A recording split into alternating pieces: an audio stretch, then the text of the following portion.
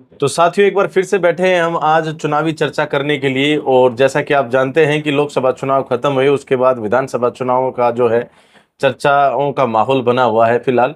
और आज हम इस चर्चा में बैठे हैं, कैलाश पाली जी हमारे साथ एक बार फिर से बैठे हैं। पहले हमारी बातचीत इनसे हुई थी टिकट को लेकर, बीजेपी के टिकट को लेकर यहाँ पर जैसे चर्चाएं हैं। कभी कंवर सिंह जी जो हैं वो अपने दावेदारी ठोकते हैं, तो कभी कैलाश पाली जी कहते हैं कि आरएसएस में अच्छी पहुंच है और हो सकता है कि जो ऊपर बीजेपी की जो अ, देनदार हैं टिकट की, वो एक डिसीजन इनके फेवर में ले सकते हैं। बाकी वक्त बताएगा कि किसको मिलेगी टिकट। आप क्या सोचते हैं, आप भी कमेंट बॉक्स में लिखें, अपनी राय अवश्य दें। बाकी चुनावी चर्चा एक बार फिर से करेंगे कि टिकट के जो दावेदार हैं, कैलाश पाली बीजेपी टिकट के जो दावेदार हैं, इनकी तैयारियां कहां तक पहुंची है। क्या ये चुनावी प्रचार प्रसार कर रहे हैं, नहीं कर रहे हैं, और कर रहे हैं तो किस स्तर पर कर रहे हैं, सारी बातचीत करेंगे। आप बने रहिए हमारे साथ इंडिया न्यूज फाइव पर। जी कैलाश जी, स्वागत आपका इंडिया न्यूज फाइव पर। धन्यवाद शमशेर जी। तो कहाँ तक पहुंच रही हैं आपकी तैयारियां। शमशेर जी, पिछली बार जब अपन बैठे थे, जी। लगभग 27 दिन पहले अपनी बातचीत हुई थी। जी। एक एक दिन और याद आपको, 27 दिन, हाँ। और उस दिन से हम जी। लगातार संपर्क संबंध सामान्य जन से कर रहे। और हमने जैसा सकारात्मक बात पिछले इंटरव्यू में हमने की थी और शालीनता से जो बात की, उसका अच्छा परिणाम आया। आपने देखा होगा कि आपके उस चैनल को लगभग 27,000 लोगों ने देखा, हाँ उसी उस समय। इंटरव्यू को हाँ देखा। बिल्कुल बिल्कुल। और उससे अच्छा मुझे लगा कि यदि शालीनता से और सकारात्मक तरीके से यदि अपनी बात को रखा जाए तो सब लोग उसको सुनने के लिए तैयार हैं। जी।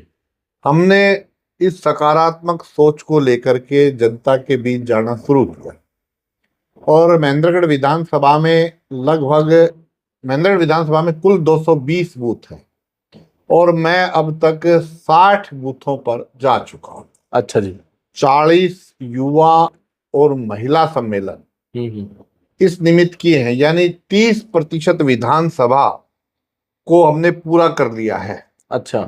ये मातृशक्ति के कार्यक्रम और युवाओं के कार्यक्रम हमने आयोजित किए हैं। तो ये अभी प्रारंभ है और अपने यहाँ मातृशक्ति की मैं ये मानता हूं कि राजनेताओं द्वारा उपेक्षा की गई है। जब से चुनाव के लोकतंत्र में जब से वोट पड़ने शुरू हुए हैं, जी। अपने यहाँ मातृशक्ति के पास बैठ करके किसी ने मतदान के लिए कि हमारे पक्ष में मतदान करें ऐसा आग्रह विशेष रूप से नहीं किया। हमने जैसे मैंने पिछले इंटरव्यू में कहा था कि बिना मंच माड़ा और माइक के हम जा रहे, हम सोफा पर नहीं बैठते, चटाई पर बैठ करके मातृशक्ति से संवाद करते हैं।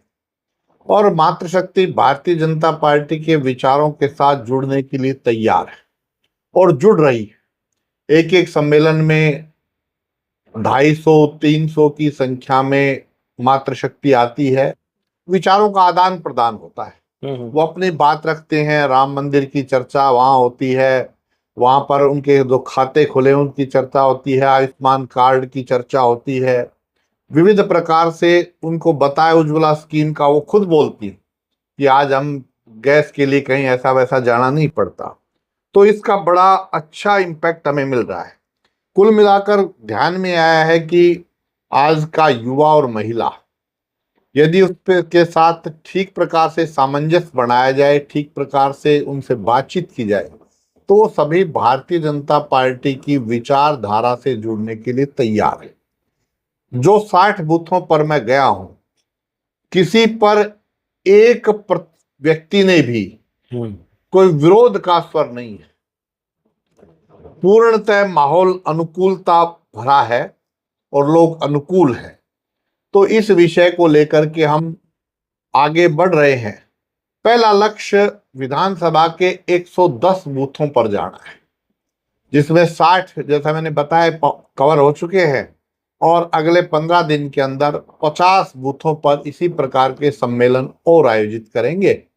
ये हमारी तैयारियों के निमित्त चल रहा है और क्योंकि 220 बूथ हैं और 220 बूथ में यदि 110 बूथ इस प्रकार से तैयार हो गए, जिस पर हर पर 20 मातृशक्ति और 20 युवा खड़े हो गए, तो एकदम हम आगे बढ़ जाएंगे और चुनाव में जैसी हम चाह रहे हैं वैसे परिणाम आएंगे। अच्छी बात है सर। एक तो आपने बात कही मंच, माइक और माला, बिना इसके आप जा रहे हैं। मेरा मानना ये है, जैसा कि हम देखते हैं ग्राउंड में, कि जब नेता होते हैं तो मंच, माइक और माला और साथ में चर्चा, पर्चा और खर्चा, ये तो स्वाभाविक होता है। फिर इसके बिना कैसे? ये स्वाभाविक नहीं है।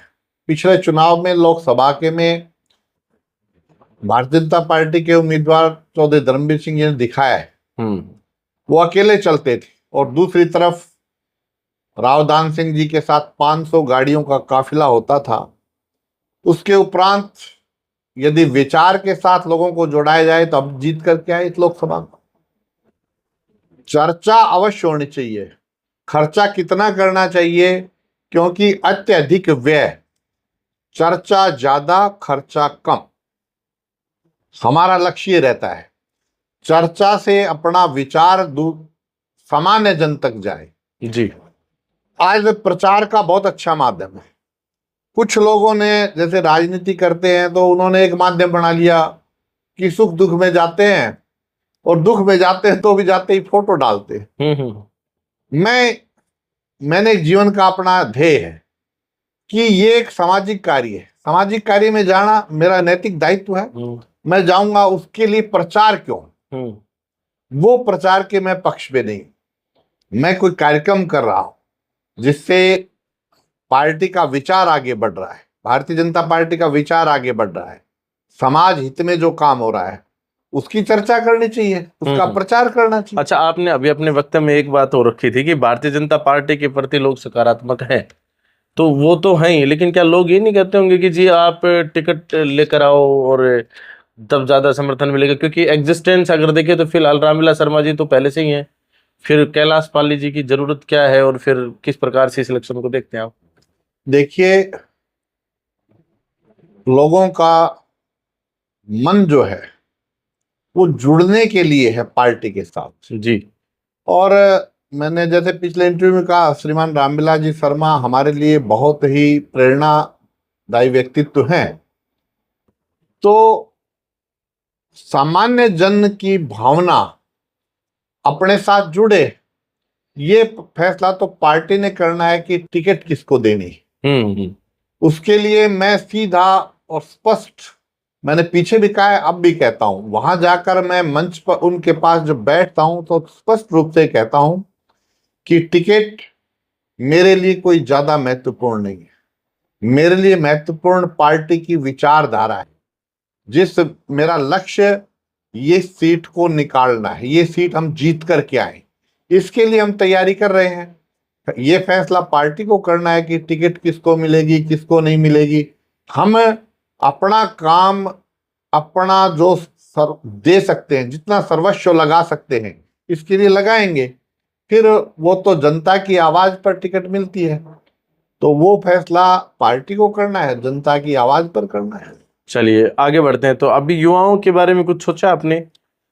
जैसे पहले आपने कहा कि मातृशक्ति, हाँ, मातृशक्ति का भी मैंने सवाल पूछा था आपसे। मातृशक्ति के बारे में जैसे मैं जो सम्मेलन कर रहा हूं, मैंने जैसे कहा कि आजादी के बाद बहुत कम लोग इस तरफ, इस क्षेत्र में सोच पाए। आज देश की आबादी का 50% मतदाता हमारी मातृशक्ति है और वो अपना अधिकार जानती है, वो अपना किस प्रकार का चयन करना भी जानती है। अपने यहाँ मैं गर्व से कहता हूं कि अपने यहाँ जो श्रीमती सुषमा जी स्वराज, स्वर्गीय सुषमा जी स्वराज मांदी की भांजी थी, और कितना आगे वो बढ़ी।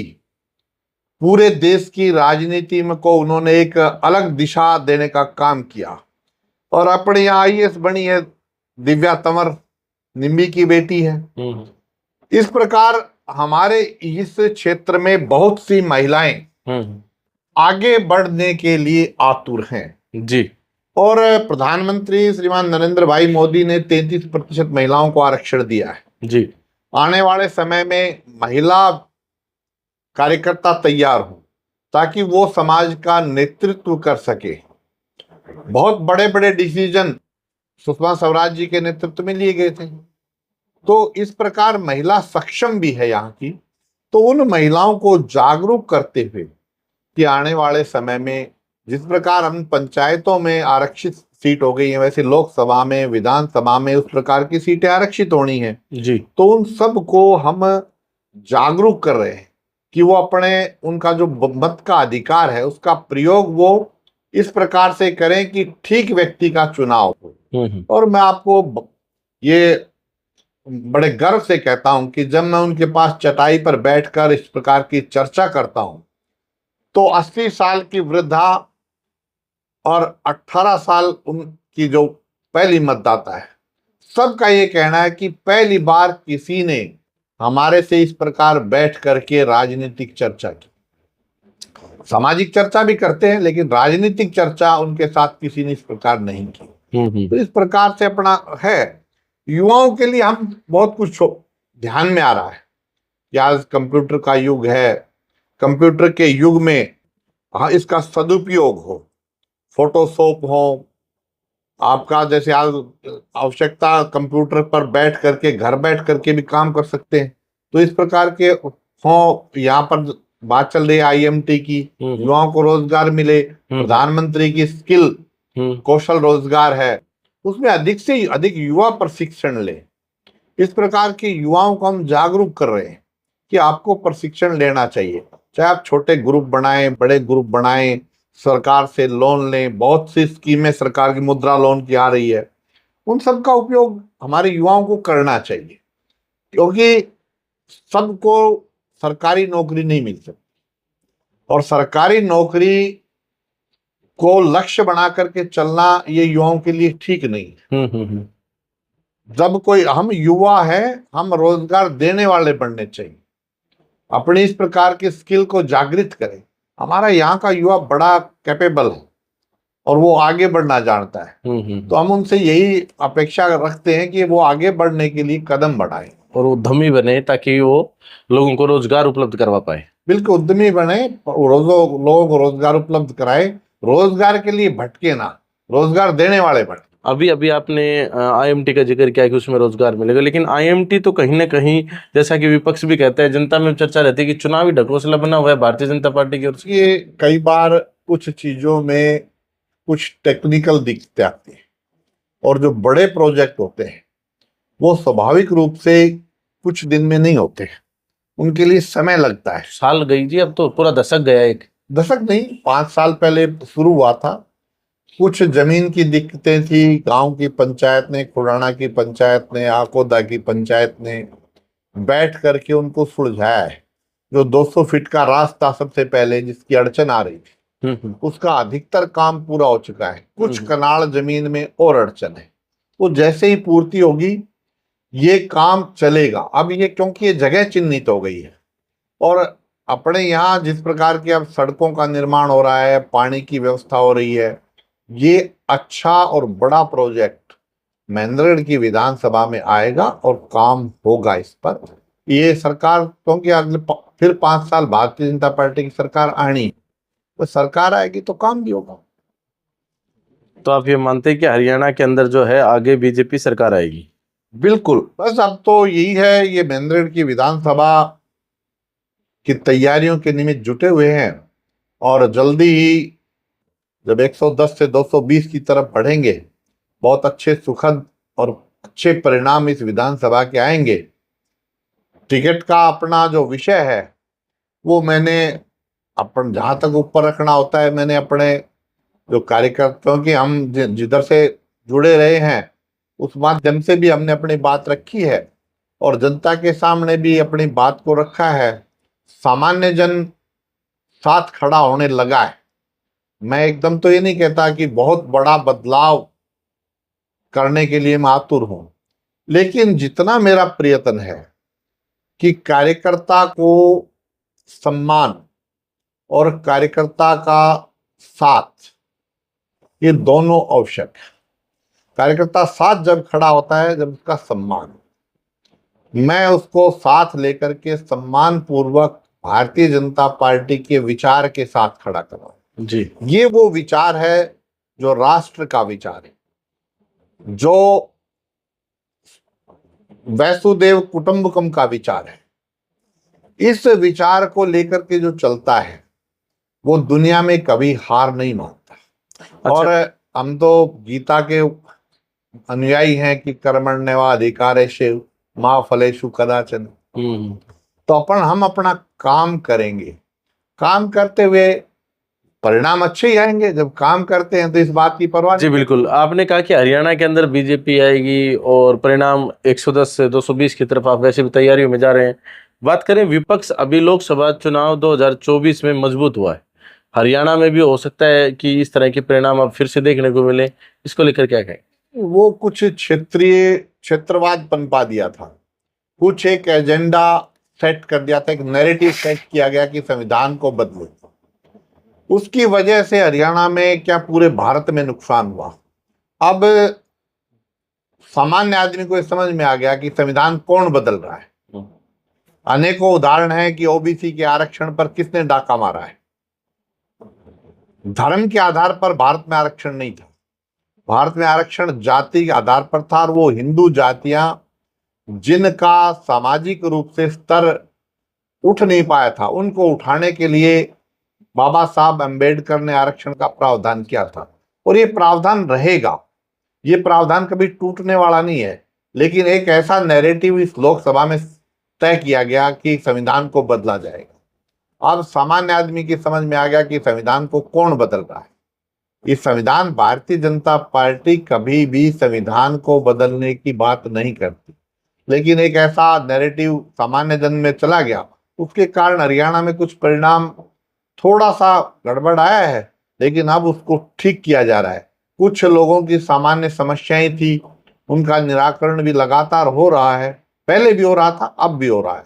लेकिन अब सामान्य जन फिर से भारतीय जनता पार्टी के साथ अच्छी संख्या में जुड़ रहा है। और महेंद्रगढ़ विधानसभा का परिणाम लोकसभा में भी आया था, और अब की बार भी वह उससे अच्छा परिणाम, जो 4000 से जो जीत भारतीय जनता पार्टी 4800 वोटों से जीती थी, ये 40,000 से इस विधानसभा को भारतीय जनता पार्टी जीतेगी।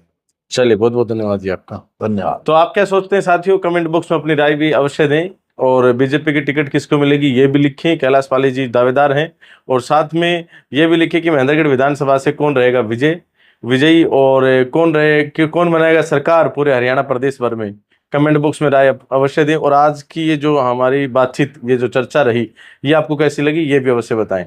बाकी इंडिया न्यूज पॉइंट को इतना प्यार देने के लिए दिल की गहराई से बहुत बहुत धन्यवाद। आपका बहुत बहुत धन्यवाद जी। नमस्कार। जय हिंद, जय भारत।